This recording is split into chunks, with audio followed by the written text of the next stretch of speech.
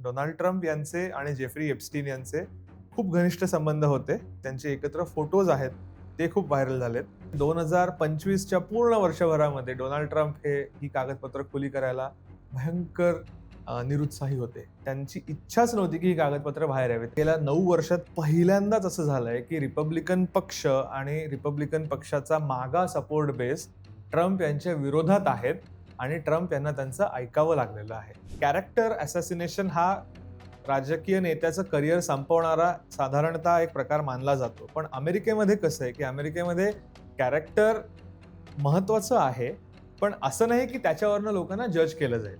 कसं काय सगळं बिल क्लिंटन यांच्या संदर्भातल्या फाईल्सवर आता बाहेर आल्या. म्हणजे हा सुद्धा राजकीय निर्णय होता ना. आपण ज्यांना आयडॉल मानत होतो, ती माणसं सुद्धा अशी निघाली. त्यांचे पाय सुद्धा मातीचे आहेत. त्यांचं चारित्र्य सुद्धा फार काही आपण ज्याच्यावरती असं म्हणूया विश्वास ठेवावा किंवा असं काही नाही.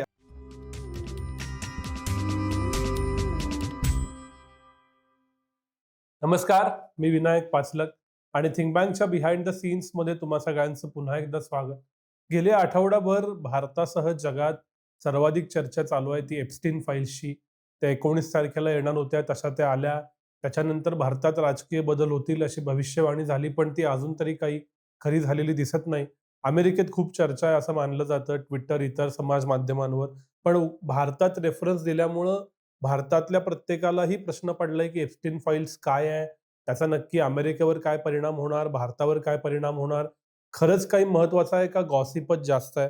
हे सगळं समजून घेण्यासाठी पुन्हा एकदा माझ्याबरोबर आहेत आंतरराष्ट्रीय संबंधांचे विश्लेषक, अभ्यासक डॉक्टर संकल्प गुर्जर. संकल्प, स्वागत आहे पुन्हा एकदा.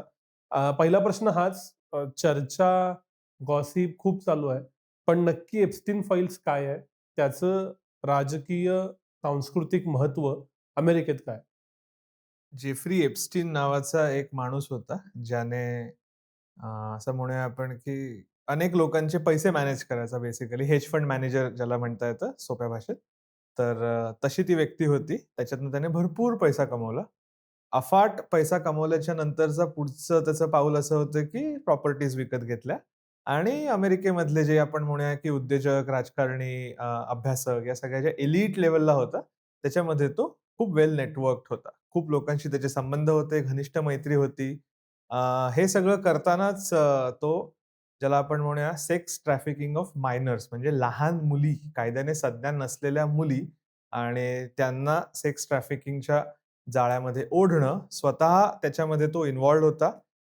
त्याच्यावरती वेगवेगळ्या प्रकारच्या केसेस दाखल झालेल्या होत्या. 2005-6 च्या सुमारास त्याच्यावर पहिल्यांदा एक केस दाखल झाली होती. त्याच्यावरती त्याला शिक्षाही भोगायला लागली होती. त्या शिक्षेच्या नंतर तो पुन्हा मोकळा सुटला 2009 मध्ये. त्याच्या पुढची 10 वर्ष त्याच्या कारवाया चालू होत्या. 2019 मध्ये या माणसाला पुन्हा एकदा नवी केस झाली. त्या निमित्ताने अटक केली आणि तो जेव्हा अमेरिकेतल्या तुरुंगामध्ये होता, तेव्हा त्याने तुरुंगामध्ये आत्महत्या केली. 2019च्या ऑगस्टमधली ही आत्महत्या आहे. त्यावेळेला अमेरिकेचे अध्यक्ष होते डोनाल्ड ट्रम्प. डोनाल्ड ट्रम्प यांचे आणि जेफ्री एप्स्टीन यांचे खूप घनिष्ठ संबंध होते. त्या संदर्भात बरीच चर्चा चालू आहे. डोनाल्ड ट्रम्प यांनी एप्स्टीन यांना त्यांच्या 50व्या वाढदिवसानिमित्त लिहिलेली एक नोट आहे, ती खूप फेमस झाली होती. त्यांचे एकत्र फोटोज आहेत, ते खूप व्हायरल झालेत आणि त्या निमित्ताने एप्स्टीनची चर्चा सतत गेली 6 वर्ष चालू आहे. डोनाल्ड ट्रम्प सत्तेच्या बाहेर होते. त्यावेळेला ते असं म्हणायचे, की आम्ही एप्स्टीन यांच्या संदर्भातल्या फाइल्स खुल्या करू. ते सत्तेत आल्याच्या नंतर गेलं वर्षभर त्यांनी बऱ्यापैकी आढेवेढे घेतले. त्यांची इच्छा नव्हती. परंतु अमेरिकेमध्ये कायदा शेवटी पास झाला. त्याच्यावरती प्रेसिडेंट म्हणजे ट्रम्प यांना सह्या करून ती कागदपत्र खुली करावी लागली. आता कागदपत्र म्हणजे काय? तर एप्स्टीन यांच्यावरती ज्या केसेस दाखल झालेल्या होत्या, त्यासाठी तपासामध्ये तयार झालेली कागदपत्र आणि त्यांच्या घरातनं जमा केलेली कागदपत्र असं मिळून एक असं म्हणूया लाखो कागदपत्रांचा तो एक डेटा आहे. व्हिडिओज आहेत, फोटोज आहेत त्याच्यामध्ये. तर ते सगळं रिलीज करायचं या संदर्भातला हा कायदा होता. त्यातल्या काही-काही गोष्टी आपण म्हणूया की गेले काही महिने ज्याला आपण म्हणूया की ड्रिप लीक थोड्या-थोड्या पद्धतीने सिलेक्टिव्ह पद्धतीने बाहेर येत होत्या आणि त्याच्यामधून चर्चा होत राहिली होती. काही ईमेल्स बाहेर आलेले होते. त्यामुळे जेफ्री एप्स्टीन गेलं असं म्हणूया आपण की 6 वर्ष अमेरिकेच्या राजकारणामध्ये एक महत्त्वाचा मुद्दा म्हणून उदयाला आलेले होते. त्यांचा मृत्यू झाल्याच्या नंतर ते जास्त प्रकर्षाने उदयाला आलेलं होतं. कारण त्यांचा तो मृत्यू हा आत्महत्या होती का तुरुंगात केलेली हत्या होती? याविषयी सुद्धा प्रश्नचिन्ह आहेत. अनेकांना असं वाटतं, की त्यांचे ट्रम्प यांच्याशी असलेले घनिष्ठ संबंध पाहता कदाचित ती नॅचरल म्हणजे आत्महत्या नसावी. तो एक प्रकारचा हत्येचा प्रयत्न किंवा हत्याच असावी असंही मानलं जातं. त्याला अजून काही पुरावे मात्र आपल्याकडे नाहीयेत. आणि त्या निमित्ताने त्या फाइल्स खुल्या होणार होत्या. तो कायदा जो पास झालेला होता आणि 19 डिसेंबरला फाइल्स खुल्या होणार होत्या. सगळ्या फाइल्स खुल्या झालेल्या नाहीत अजूनही. त्या फाइल्स टप्प्याटप्प्याने खुल्या होतायत. तसं करणं अपेक्षित नव्हतं खरं तर. आणि आपल्याकडे भविष्यवाणी झाली होती, की भारतातही राजकीय भूकंप होईल. पण अजून तरी तसं काही झालेलं दिसत नाही. मला एक कळत नाहीये, की ट्रम्प आणि एप्स्टीन यांचे संबंध असतील आणि एप्स्टीन यांच्या फाईल खुल्या होऊन ट्रम्प यांनाच त्रास होणार असेल, तर डेमोक्रॅट्सनी 2020 ते 24 या कालावधीत त्या का खुल्या केल्या नाहीत? स्वतः ट्रम्पच का म्हणतात, की त्या खुल्या करू? पण आता खुल्या केल्यावर असं आहे, की खूप ठिकाणी काहीतरी ब्लॅक रिडक्शन. हे रिडॅक्ट केलेले आहेत, हे काय आहेत? हा काय प्रकार आहे? सो पहिला मुद्दा असा आहे, की एप्स्टीन यांचे राजकीय, उद्योग आणि अभ्यास या तीनही क्षेत्रातल्या एलिटशी जे संबंध होते, तर ते काही फक्त रिपब्लिकन पक्ष किंवा डेमोक्रॅटिक पक्ष असे नव्हते. ते अक्रॉस द बोर्ड होते. म्हणजे एक प्रकारे असं म्हणूया, की जे एलिट रिच सोसायटी असते, त्याच्यामध्ये ते वेल नेटवर्क्ड होते. अक्रॉस द बोर्ड होते ते. त्यामुळे त्यांचे दोन्ही पक्षातल्या राजकारण्यांशी त्यांचे संबंध होते. वेगवेगळ्या प्रकारे तुम्ही लोकांना भेटत असता राजकारणात जसं असतं तसं. त्यातल्या काही जणांचे खरोखर खूपच घनिष्ठ संबंध होते. आता राहिला मुद्दा, की डेमोक्रॅट्सनी का नाही केलं? तर ह्याबाबतचं एक असं मानलं जातं, की मुळात डेमोक्रॅटिक पक्षाचे सुद्धा अनेक नेते जेफ्री एप्स्टीन यांच्या घनिष्ठ संपर्कात होते. म्हणजे त्याचं उदाहरण काय? तर आत्ता जेव्हा पहिला हा टप्पा ऑफिशियली कागदपत्रांचा खुला केला, त्याच्यामध्ये काय दिसतंय आपल्याला? तर बिल क्लिंटन जे 92 ते 2000 ही 8 वर्ष अमेरिकेचे अध्यक्ष होते, त्यांचे फोटोज आहेत. ते बाथटबमध्ये असताना आहेत, ते स्विमिंग पूलमध्ये असताना आहेत, ते मायकेल जॅक्सनच्या बरोबर विमानात असतानाचे आहेत. तर असे सगळे फोटोज आहेत. त्यामुळे एक असं मानलं जातं, की डेमोक्रॅटिक पक्षाच्या अनेक लोकांना रुचणार नाही, अशा प्रकारचा कंटेंट त्या फाइल्समध्ये आहे. डेमोक्रॅटिक पक्षाचेच दुसरे महत्त्वाचे संबंधित पक्षाशी अशी व्यक्ती म्हणजे लॅरी समर्स. लॅरी समर्स यांची ओळख म्हणजे ते क्लिंटन यांच्या काळात ट्रेजरी सेक्रेटरी म्हणजे फायनान्स मिनिस्टर होते. खूप मोठा अभ्यासक मानला जातो. हार्वर्डमध्ये ते बऱ्याच मोठ्या पदावर होते. तर लॅरी समर्स ह्यांची आणि एप्स्टीन यांची घनिष्ठ मैत्री होती. ते ईमेल्समध्ये आणि याच्यात सापडलेलं आहे. तर अशा प्रकारचे आपण म्हणूया की डॅमेजिंग माहिती बरीच त्याच्यामध्ये आहे. त्यामुळे डेमोक्रॅट्स त्याबाबत फारसे उत्सुक नव्हते. हे एक कारण. आणि दुसरं कारण असं आहे, की जनरली कागदपत्र खुली करणं ह्याविषयी एक सगळ्या प्रकारच्या सरकारांच्यामध्ये आपण असं म्हणूया, की अनिच्छा असतेच. कारण कागदपत्रांच्या मधनं तुम्हाला अशा गोष्टी बाहेर येतात, ज्या बऱ्याचदा नको असतात. त्यामुळे सुद्धा डेमोक्रॅट्स त्याविषयी बऱ्यापैकी आपण म्हणूया, की रिलक्टंट होते. ट्रम्प यांच्याबाबत उलटी केस होती. ट्रम्प यांचं असं होतं, की त्यांचे जसे आपण म्हणूया व्हिडिओज, फोटोज, ईमेल्स असं काही-काही आहे.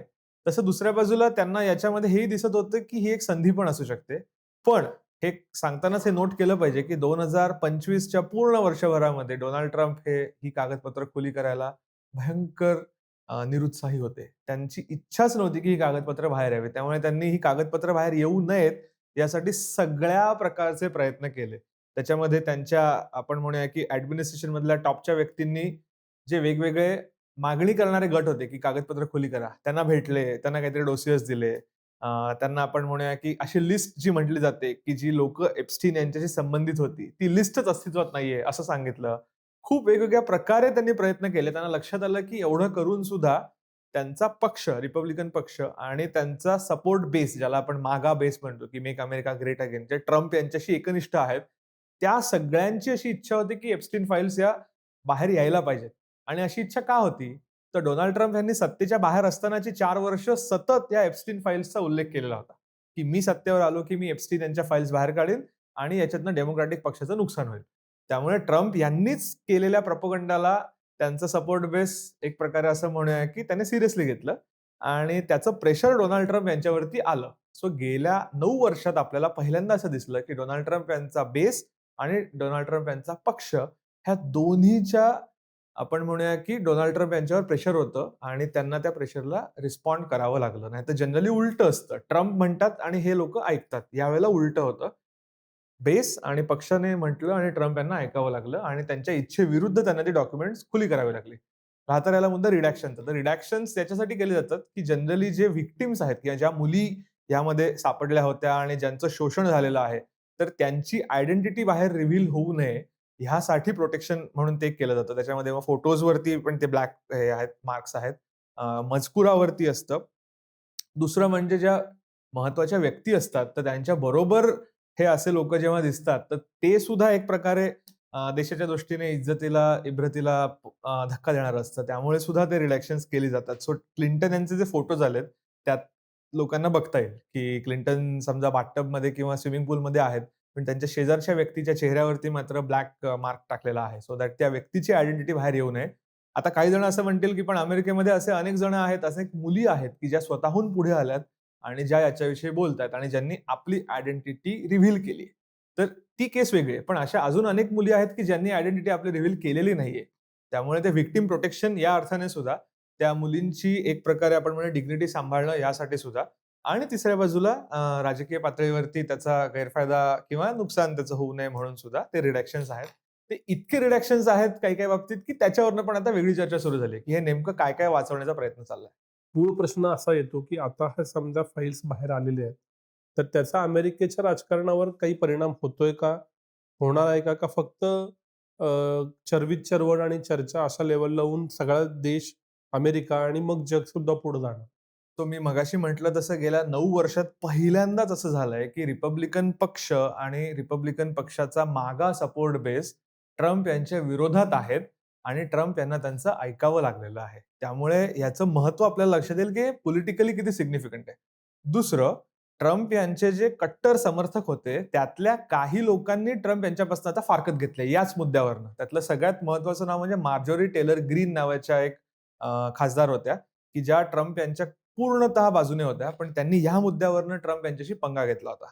त्यामुळे त्यांनी आणि जाहीर केलंय, की इथून पुढे त्या खासदारकीचा राजीनामा देणार आहेत आणि त्या ह्याच्यात नसतील, ॲक्टिव्ह राजकारणात नसतील. इलॉन मस्क ज्यावेळेला त्यांचं आणि डोनाल्ड ट्रम्प यांचा ब्रेकअप झाला होता, त्यावेळेला त्यांनी ट्वीट केलेलं होतं, की डोनाल्ड ट्रम्प यांचं नाव एप्स्टीन फाइल्समध्ये आहे. सो त्यामुळे वरच्या स्तरावरती बऱ्यापैकी एक प्रकारे अस्वस्थता आहे, की एप्स्टीन फाइल्स नेमकं प्रकरण कुठे जाणार आहे. दुसरं, डोनाल्ड ट्रम्प यांची आत्तापर्यंतच्या राजकारणाचा जर आपण एकूण पोत बघितला, तर ते परस्पर विरोधी भूमिका घेतात आणि त्या निभावून नेतात. एकाच वेळेला त्यांच्या पक्षामध्ये रशियाच्या बाजूने असलेले लोकं आहेत, युक्रेनच्या बाजूने असलेले लोकं आहेत.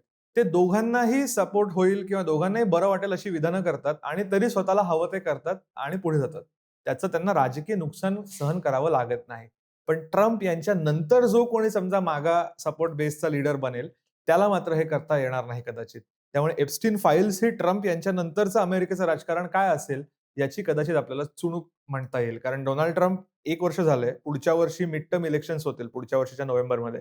त्याच्यानंतरची 2 वर्ष ही डोनाल्ड ट्रम्प हे लेम डक अध्यक्ष असतील बेसिकली. अमेरिकेमध्ये असं एक असतं, की तुम्ही दुसऱ्या टर्म नंतर अध्यक्ष होऊ शकत नाही. ट्रम्प यांचा प्रयत्न आहे ते चेंज करायचा. शक्यता हा आहे, की ते होणार नाही.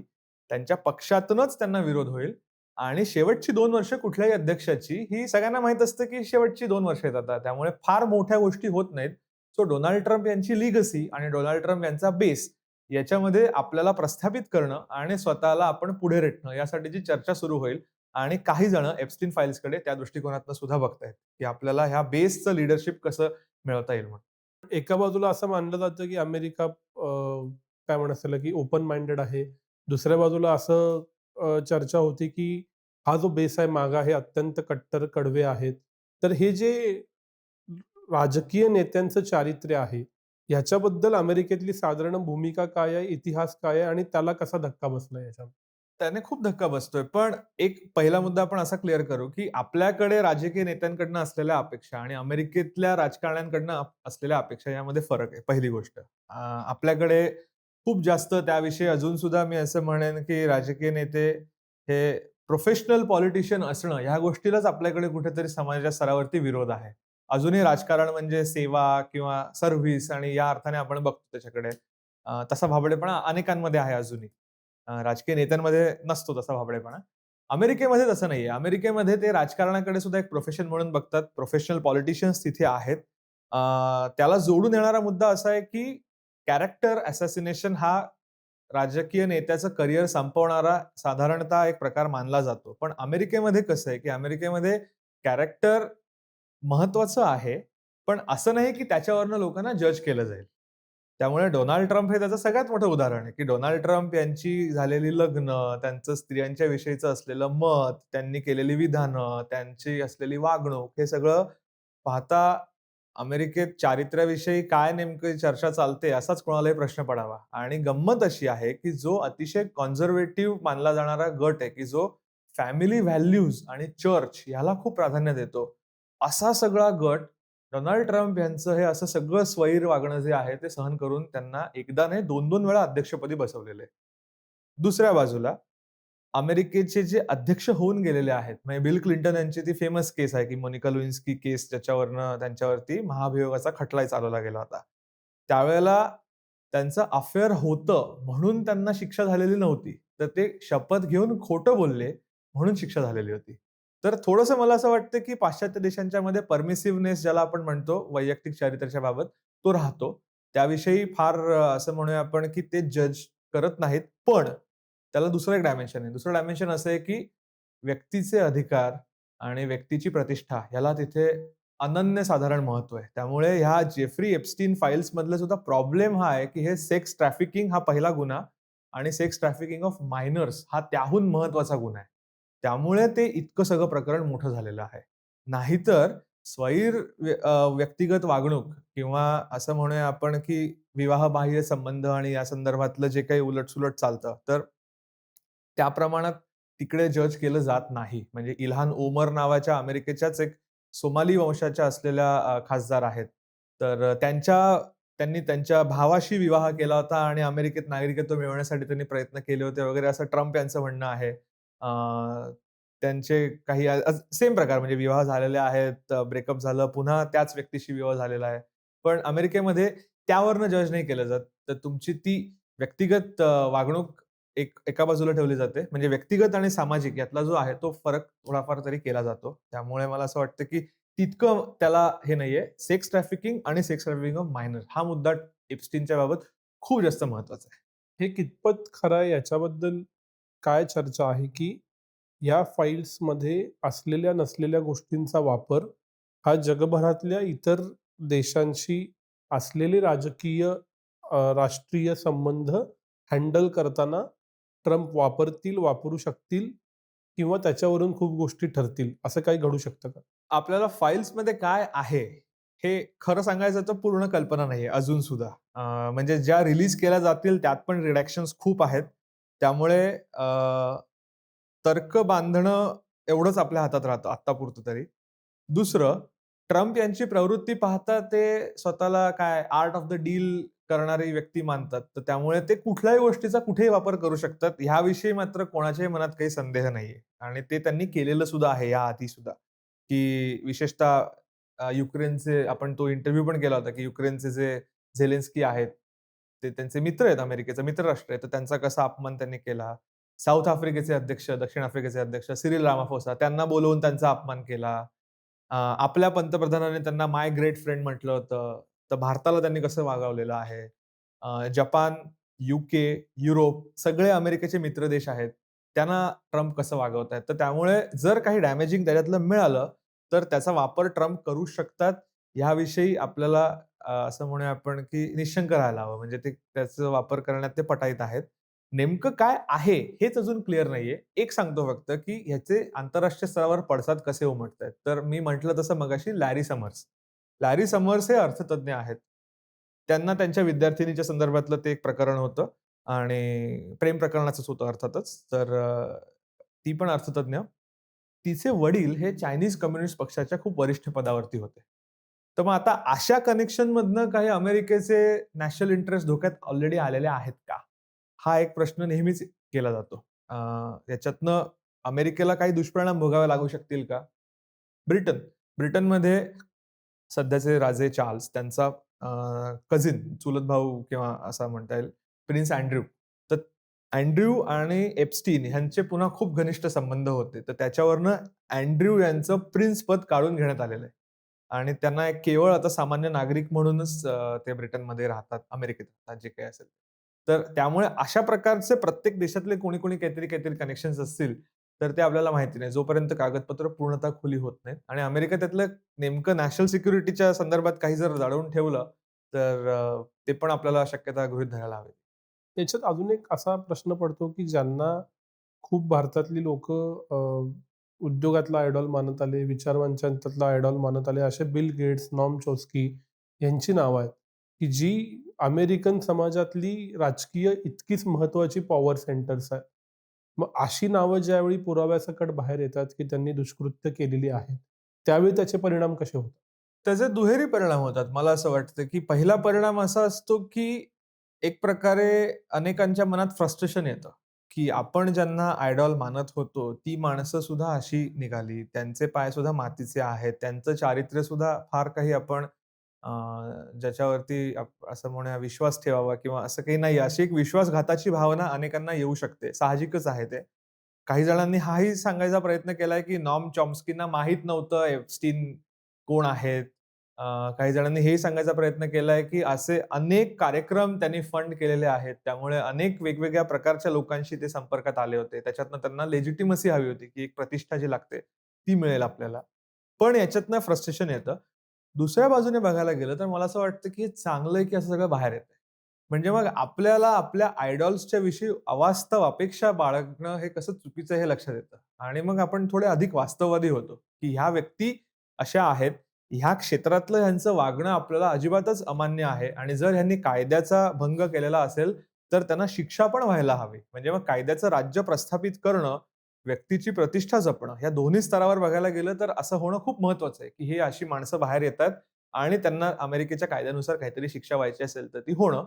दुसऱ्या बाजूला आपल्यासारखे जे लोकं आहेत, की ज्यातल्या अनेकांना समजा असं वाटू शकतं, की आपला एखादा आयडॉल याच्यामध्ये दिसतोय, तर याचं काय? तर मला असं वाटतं, की आपण अधिक चिकित्सकपणे, अधिक डोळसपणे आपल्या आयडॉल्सकडे बघायला हवं आणि त्यांचे पण पाय मातीचे असतात, हे आपल्याला बॉटम लाईन लक्षात ठेवायला हवी. त्यामुळे मला असं वाटतं, की ऑन द होल हे एक प्रकारचं सुचिन्ह आहे, की अशा गोष्टी बाहेर येतात. नाहीतर समजा 50 वर्षापूर्वी असतील ना असे अजून जेफ्री एप्स्टीन्स असतील, असेच राजकीय नेत्यांशी त्यांचे संबंध असतील, असेच बिझनेस आणि मीडियाच्या लोकांशी त्यांचे संबंध असतील. पण आपल्यापर्यंत ती माहिती आलेलीच नसेल त्या काळामध्ये. सो त्यामुळे अनेक लोकं आपल्याला असं वाटत असतील, की ते ग्रेट आहेत. पण मे बी ते ह्या बाबतीत तितकेच दोषी असूही शकतात. त्या दृष्टीने बघायला गेलं तर मला वाटतं जे बाहेर येतंय ती चांगली गोष्ट आहे. ज्याच्यामुळं भारतीयांना या सगळ्या प्रकाराबद्दल माहिती झाली, क्युरिओसिटी वाढली, की भारतात काहीतरी होईल. मग 19 डिसेंबरची तारीख देण्यात आली, कारण त्या दिवशी फाईल्स येतायत. नक्की याचा भारतावर काही परिणाम होऊ शकतो? तितकं त्याच्यात काही आहे का? भविष्यात असू शकेल का? आणि मग काय नक्की घडेल? आपल्याला to be honest with you मला असं वाटतं, की थांबायला पाहिजे. त्या फाइल्समधनं काय नेमकं बाहेर येतंय आणि जे बाहेर येतंय ते कसं आणि कधी बाहेर येतंय. कारण काही टप्प्यात त्या फाइल्स खुल्या होणार आहेत. त्यामुळे अजून नेमका किती काळ ते घेतील आपल्याला माहिती नाही. त्यामुळे भारताविषयीचं कुठलंही प्रीमॅच्युअर जजमेंट मला असं वाटतं, की आपण आत्ता देऊ नये. थोडंसं थांबूया. फक्त 2 उदाहरणं देतो. एक म्हणजे बोफोर्सची जेव्हा केस बाहेर आली होती, तर त्यावेळेला ते स्वीडिश रेडिओवरती बातमी आली होती. आणि तिकडनं त्या केसचा फॉलोअप होऊन भारतामध्ये मग राजीव गांधींचं सरकार, व्ही-पी सिंग बाहेर पडणं आणि पुढचा सगळा इतिहास घडलेला आहे. दुसरं 2005 साली नटवर सिंग यांना राजीनामा द्यावा लागला होता. त्याही वेळेला होलकर नावाचा एक अहवाल आला होता, जो इराकमध्ये तेलाच्या बदल्यात अन्न देणं, फूड फॉर ऑइल नावाचा तो प्रोग्राम होता. त्यामध्ये नाव आलेलं होतं आणि त्यावेळेला त्यांना राजीनामा द्यायला लागला होता. त्यामुळे जर जगभरामध्ये अशा काहीतरी घटना घडलेल्या असतील आणि त्याच्यात भारतीयांची मला असं वाटतं, की इन्व्हॉल्वमेंट असेल, कुठल्याही स्वरूपाची असेल क्रिमिनल स्वरूपाची, तर त्यांना भारतामध्ये परिणाम भोगावे लागलेले आहेत. ह्या एप्स्टीन केसमध्ये नेमकं काय होईल, याविषयी मात्र आपण थांबायला पाहिजे. कारण कोण नावं आहेत, त्याच्याविषयी चर्चाच चालू आहे. जोपर्यंत प्रत्यक्ष नाव दिसत नाही आपल्याला, प्रत्यक्ष पुरावा दिसत नाही, तोपर्यंत काहीही तर्क-वितर्क लढवणं हे मला असं वाटतं, की थोडंसं प्रीमॅच्युअर ठरेल आणि त्यामुळे आपण थोडं थांबूया. आणखीन एक सांगतो, बऱ्याचदा काय होतं ना, अशा काहीतरी फाइल्स येणार, त्याचा गौप्यस्फोट होणार म्हटल्यानंतर एक प्रकारचं असं माहोल तयार होतो. अनेकांना असं वाटतं खूप काहीतरी बाहेर येणार आहे आणि मग त्याच्यातनं फार काही निघत नाही. म्हणजे त्याचं उत्तम उदाहरण म्हणजे आपल्याकडे सुभाष बोसांच्या संदर्भातल्या फाइल्स बाहेर काढणार याविषयी सरकारने खूप काही-काही त्यावेळेला केलं आणि 2015 मध्ये जेव्हा फाइल्स बाहेर आल्या, त्याच्यानंतर कुठे काय म्हणजे त्याच्यातनं ना असं काहीतरी डॅमेजिंग सुभाषबाबूंच्या विषयी मिळालंय, ना नेहरूंच्या विषयी मिळालंय, ना कोणाच्या विषयी काय मिळालंय. उलट असं आहे की ज्या फाइल्स बाहेर आल्या आणि एक प्रकारे तो विषय पूर्णतः मागे पडलेला आहे. त्यामुळे हे पण एक उदाहरण आहे. So we don't know exactly की त्या फाइल्समध्ये काय आहे आणि भारताच्या संदर्भात काय आहे. त्यामुळे थोडंसं थांबणं योग्य राहील. शेवटचा प्रश्न, या सगळ्यात मूळ गोष्टींपेक्षा नरेटिव्हचं युद्ध आपल्याला वाटणाऱ्या हिरोला हिरो बनवणं, आपल्याला वाटणाऱ्या व्हिलनला व्हिलन बनवणं आणि त्यासाठी कथ्य आणि मिथक याचा वापर करणं हेच जास्त चालू आहे का? आहे. हे असं म्हणतात, की हे नॅरेटिव्हचंच युग आहे. त्यामुळे अनेकदा लोकं प्रत्यक्ष वस्तुस्थितीपेक्षा नॅरेटिव्हवरच जास्त विश्वास ठेवतात. त्यामुळे नॅरेटिव्ह कसं शेप करता येईल याचेच प्रयत्न चाललेत. त्याचं उत्तम उदाहरण म्हणजे फाइल्सचा जो पहिला टप्पा आता खुला झालाय. कसं काय सगळं बिल क्लिंटन यांच्या संदर्भातल्या फाइल्सवर आता बाहेर आल्या. म्हणजे हा सुद्धा राजकीय निर्णय होता ना, की इतके दिवस डेमोक्रॅटिक पक्षाचे लोकं ट्रम्प यांच्या संदर्भातले ईमेल्स आणि त्यांच्या फाइल्स बाहेर काढत होते, एप्स्टीनच्या संदर्भातल्या. तर त्याला प्रत्युत्तर म्हणून त्यांनी आता बिल क्लिंटनच्या बाहेर काढलेल्या आहेत. त्यामुळे हे प्रत्यक्ष वस्तुस्थिती बाहेर येणं यापेक्षा आपल्या राजकीय प्रतिस्पर्ध्याला नामोहरम करणं, त्याला डॅमेज करणं, याच्यामध्ये मला असं वाटतं, की अनेकांना जास्त रस आहे आणि त्याचं प्रतिबिंब ह्या एकूण एप्स्टीन फाइल्सच्या प्रकरणामध्ये आपल्याला दिसतंय. असं असलं तरी सुद्धा मला असं वाटतं, की फाइल्स बाहेर यायला हव्यात अ, आणि त्या पूर्ण बाहेर यायला हव्यात. डिग्निटी आणि हे जे सगळे सिक्रेसीचे मुद्दे आहेत ते सांभाळून. आणि मग त्यानंतर मला असं वाटतं, की पुढच्या पिढीचे अभ्यासक असतील, विश्लेषक असतील, तर त्यांना हे सगळं खूप सोयीचं जातं, की तुम्हाला अर्थ लावता येतो, घटनांचा हे करता येतो, जनसमूहाचं प्रबोधन किती नाही म्हटलं तरी करता येतं अशा सगळ्याच्या मधनं. त्या दृष्टीने सुद्धा बघायला गेलं तरी नॅरेटिव्ह ही एक बाजू झाली. पण सत्याला काहीतरी किंमत असतेच आणि ते शॉर्ट टर्ममध्ये नाही तर लाँग टर्ममध्ये. पण कधीतरी सत्य खरं-खरं जे काही असतं ते बाहेर येतं. त्यामुळे नॅरेटिव्हने जरी लोकं आत्ता भुलून गेलेले असले, तरी मला असं वाटतं, की सत्याचा मागोवा घेणं, त्या दृष्टीने प्रयत्नरत राहणं आवश्यक आहे. संकल्प खूप खूप आभार. नक्की काय चालू आहे हे समजून घेता आलं. त्याचा अमेरिकी राजकारणावरचा परिणाम आणि भारतीय राजकारणावर अजून तरी न झालेला, पण ज्याची खूप चर्चा झाली असा परिणाम याच्याविषयी चर्चा करता आली. पुन्हा भेटू पण आज इथेच थांबूया. धन्यवाद. Thank you.